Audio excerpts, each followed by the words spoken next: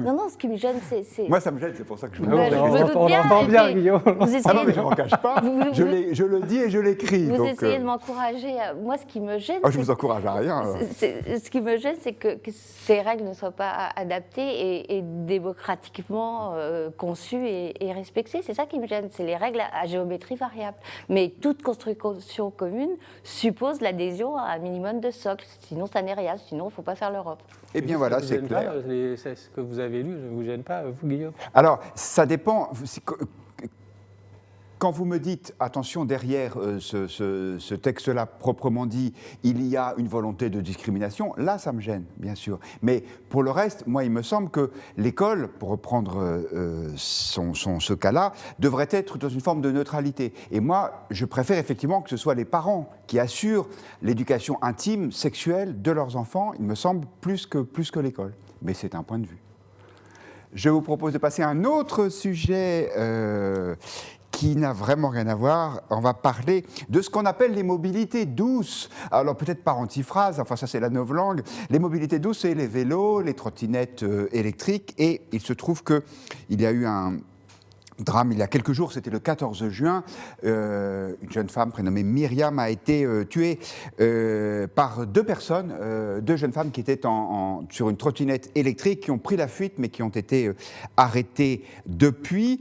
Les piétons de Paris savent qu'il faut faire très attention maintenant quand on se déplace, parce qu'il y a les trottinettes, il y a les vélos qui ne respectent pas forcément ni les feux rouges, ni les sens interdits. Bref, sont-ils dangereux, ces moyens de mobilité douce?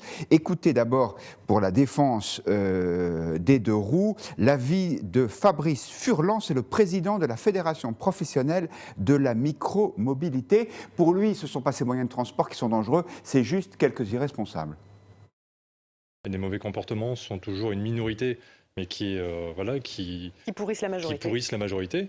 Et aujourd'hui, il y a une réglementation qui est en place, qui est très claire, qui est dans le code de la route, et qui interdit sur trottoir, qui interdit l'usage à deux, qui oblige en assurance.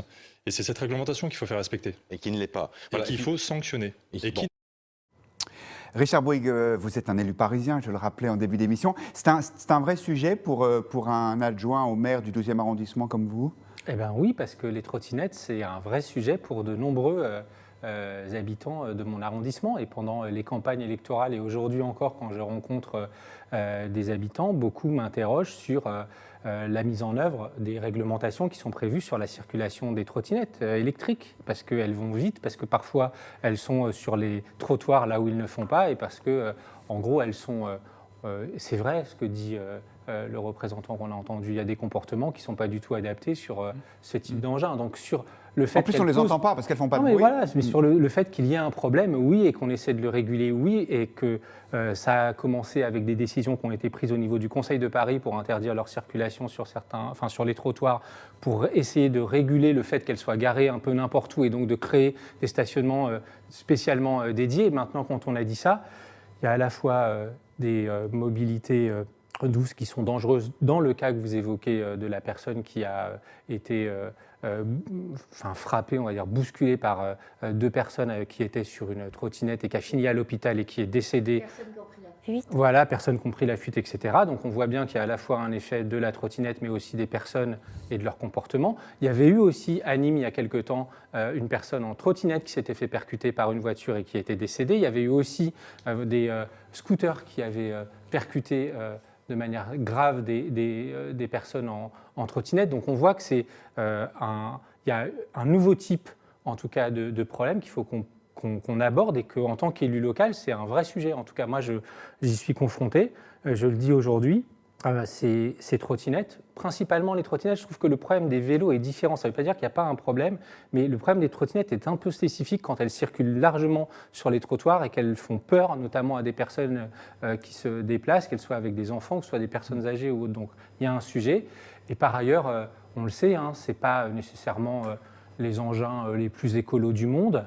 Ils pourraient gagner à l'être un peu plus, mais aujourd'hui, ce n'est pas le cas. Leur durée de vie, c'est 1 mois maximum, on dit 28 jours en général, principalement fabriqués en Chine. On pourrait peut-être aussi veiller à les fabriquer un peu autrement. Donc ce n'est pas non plus la mobilité parfaite, il y a des améliorations, des progrès à faire aussi. Donc oui, c'est dangereux, oui, il faut réguler, et oui, il faut améliorer le service qui aujourd'hui n'est pas forcément Celui qu'il faut, mais je le dis très clairement.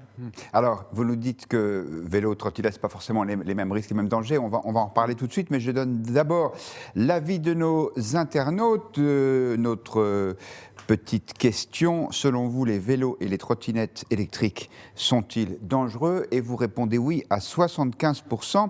Alex rappelle que l'objet en soi n'est pas dangereux, c'est l'usager qui ne sait pas l'utiliser qui l'est. François témoigne qu'il a failli se faire renverser 2 fois sur le trottoir par des vélos qui roulaient trop vite. Et puis Nicole, appeler ça mobilité douce quand on voit le nombre de blessés, c'est un euphémisme. Et puis ce point de vue d'une autre, si les conducteurs de ces véhicules respectaient le code de la route, il n'y a pas de souci. Julie de Weintraub, vous qui êtes une Parisienne accomplie, est-ce que vous les trouvez dangereux, tous ces gens? Je les trouve extrêmement dangereux.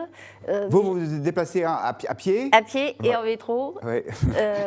Je trouve l'important, c'est qu'il y a, en fait, il y a un vice à la base, un vice de fabrication dans le déferlement des mobilités douces à Paris, c'est que vraisemblablement, elles ont été conçues par Anne Hidalgo comme un moyen. C'est ça pour vous le vice de départ, non? Comme un, Même avant la phrase qu'on comptait plusieurs mots encore, comme un moyen d'investir le terrain dont il fallait chasser les voitures à Paris. Et c'est pour ça que c'est le foutoir, et c'est pour ça que c'est la jungle, et c'est pour ça qu'on a commencé par leur dire allez-y, c'est tout pour vous, et qu'on ne leur a surtout pas imposé des règles contraignantes. Parce que le bon sens aurait voulu qu'on fasse l'inverse, qu'on définisse d'abord des règles, des espaces qui garantissent la sécurité des plus vulnérables, c'est-à-dire les piétons, quels qu'ils soient, quel que soit leur âge d'ailleurs, parce que vous pouvez, cette jeune femme qui a été tuée à la suite de sa chute après avoir été percutée, elle avait 35 ans, elle était en parfaite forme physique, hein, c'était pas une vieille dame ni un enfant. Donc c'est une jungle qui a été provoquée à dessein pour chasser la voiture. Est-ce qu'on peut réglementer plus durement, Richard Bouygues, on peut pas mettre il faudrait mettre un policier quasiment à chaque croisement. Moi qui suis un adepte du Vélib, je peux vous dire qu'il n'y a pas beaucoup de gens qui s'arrêtent au feu parmi les cyclistes. Oui, non, mais que vous interrogiez le comportement, on est d'accord, mais je veux dire, prenons un exemple du moment.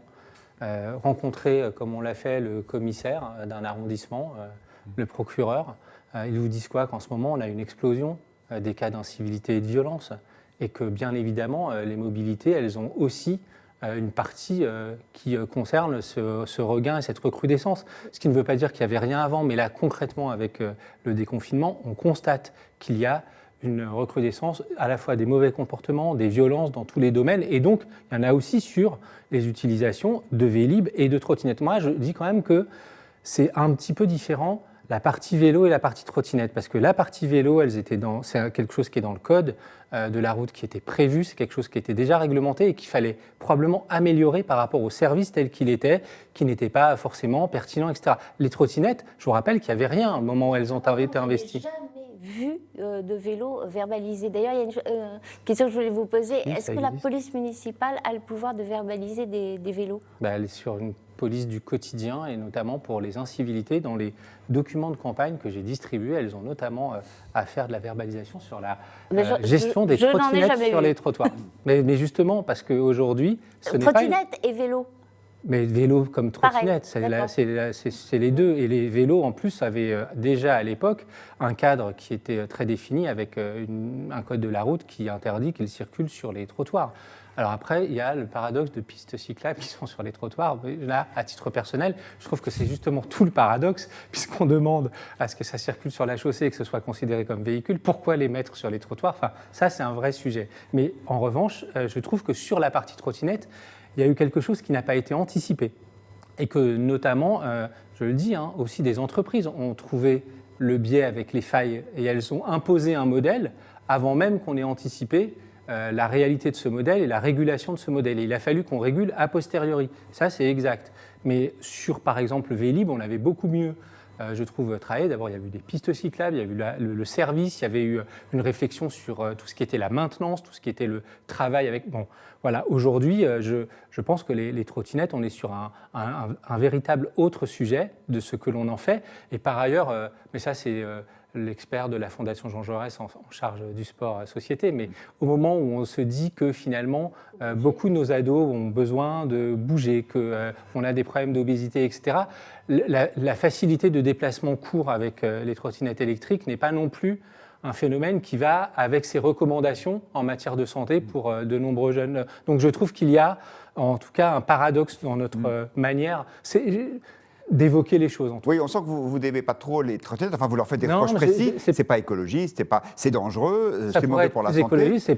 Le casque n'est pas obligatoire, ce qui est un problème. Ça pour le vélo non plus. Oui. Heureusement d'ailleurs, c'est mon avis, mais voilà.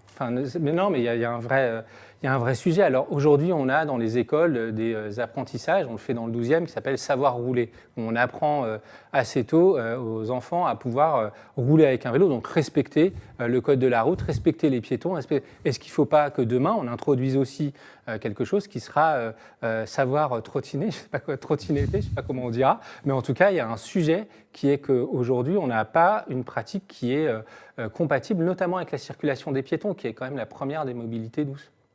Judith, vous qui êtes libérale, vous ne seriez pas pour interdire les trottinettes? Ou bien ça ne vous gênerait pas? Ne me tentez pas. Je ne sais pas, je vous pose la question. Non, mais je serais pour verbaliser très sévèrement quand elles sont sur le trottoir, pour le respect ce qu'on appelle, je crois, toujours les passages protégés, quand c'est un passage péton sans feu, juste avec des zébras au sol.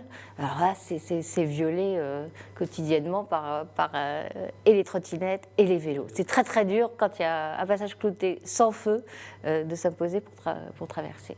Non, moi je serais pour sévir, pas interdire, mais sévir.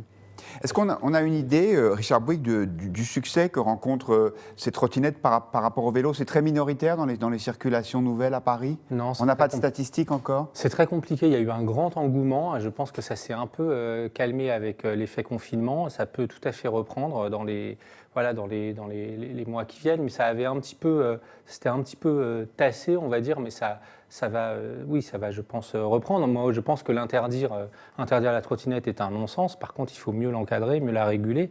Et effectivement, la verbaliser s'il y a beaucoup. Mais je pense qu'il faut aussi responsabiliser ceux qui sont dessus. Moi, je crois, comme pour le vélo, qu'il faut être sur des actions plus intensives d'éducation. Et quand après il n'y a pas de respect du code de la route ou de respect même des piétons ou autres, sanctionner, verbaliser. Enfin, moi, je suis là sans problème pour ça. Enfin, voilà. En tout cas, la mairie de Paris ne dissuade pas l'usage des trottinettes puisqu'elle a même aménagé des places de stationnement spécifiques. Ah, mais pour éviter qu'elles soient... Enfin, je ne sais pas si vous vous rappelez, mais à une époque, on en avait beaucoup plus qu'aujourd'hui qui traînaient n'importe où sur la rue.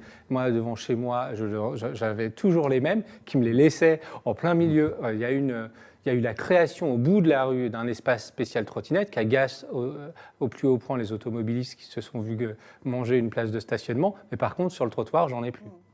Absolument. Et comme il nous arrive parfois dans cette émission, ou dans le Figaro Magazine, d'être critique avec la mairie de Paris, on reconnaîtra, puisqu'on a parlé des Vélib', que leur disponibilité s'est quand même beaucoup améliorée depuis plusieurs mois.